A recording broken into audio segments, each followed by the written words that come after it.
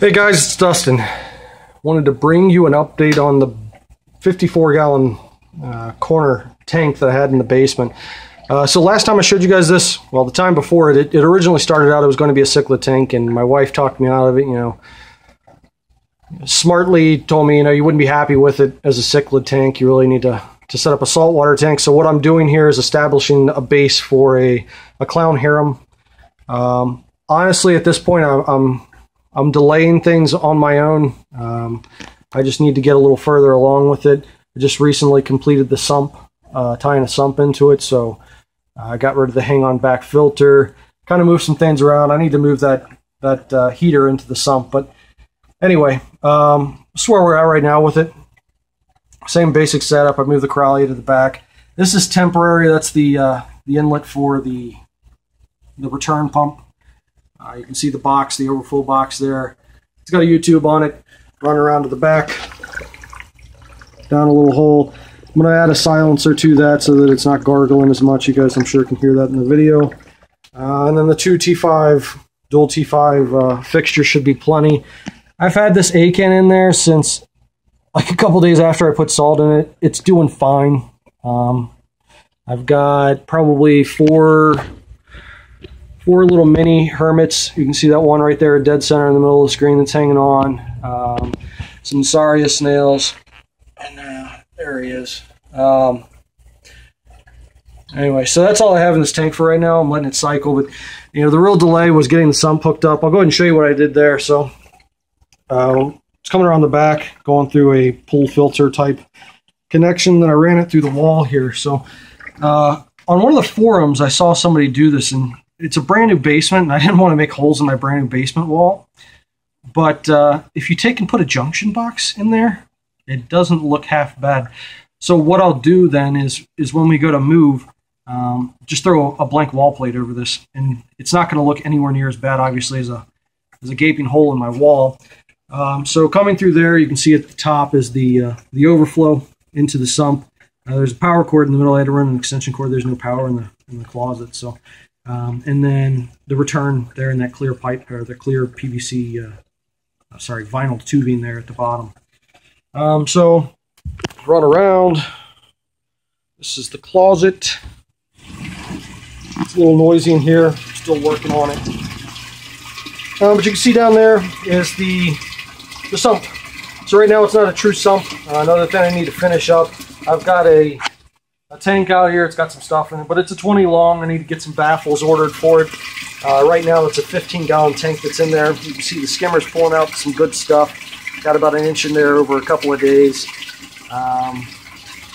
There's no baffles in this sump, but it's not producing microbubbles, so I'm not really concerned. You can see here I've got the Jabo, I think it was in the 1200, Jabo 1200 return DC. I got it set on the lowest setting because the overflow couldn't handle anything more than the lowest setting. I'm not sure what the gallons per hour is on the lowest setting, but it's high enough to where the return, or the overflow rather, couldn't handle the added flow. So kind of get down here. This is the return, obviously. Sorry, there's the return. This is the overflow. It's just kind of dropping down in right now. Nothing really catching it. I'm going to take a pipe, run it down into the water once I get the new sump in, so that it silences that as well. Skimmer, pull out, like I said, some nasty stuff. Need to clean that out. And then all the way back here in the pack, I've got the Jabo DC pump. Let's see if I can, there we go. Got the Jabo DC pump. It's the 1200. The thing is amazingly quiet. The only noise in this closet is the water overflowing and the pump for the skimmer. I didn't have the skimmer hooked up at first, and when I was testing overflowing, or not overflow, the return back to the tank, I couldn't hear the pump kick on, even though I'm standing right next to it. And I actually dropped the return line into the tank to come back and check and make sure the pump was running. Got the wall a little wet, not a big deal, but these things are insanely quiet. So if you guys do order one, if you're looking for a return pump, that's a huge selling point for these. They're insanely quiet. They have massive power and very little cost. You guys know I have the Jabo wave makers as well. Really happy with those. My WP-40 did go out recently. I haven't had a chance to really figure out what's wrong with it, so I'm not going to say it's the pump's fault. It may just need maintenance. So yeah, that's that. So future plans with this, like I said, swap out the current sump for a baffle 20 long.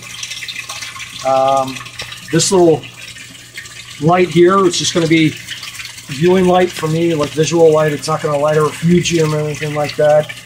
It actually, I built the stand so that it sits in between these two 2x4s, you know, going back and forth here. It'll sit there and I'll be able to turn it off and on with the switch the way I have it face. The stand will get a lid. I have it made. I'm just not going to put it on again until I get the sump put in. But once I get the lid on there, the top of it will house a couple of 5 gallon rather tanks, and hopefully this will be my clownfish breeding area here. But that's well down the road. We're talking months down the road, so no big deal there. Trying to think outside of that. I think that's all that's going on with this tank. Make sure to post videos as I continue along with it. But for now, thanks guys for watching. If you have any questions, please post them in the comments below. And thanks.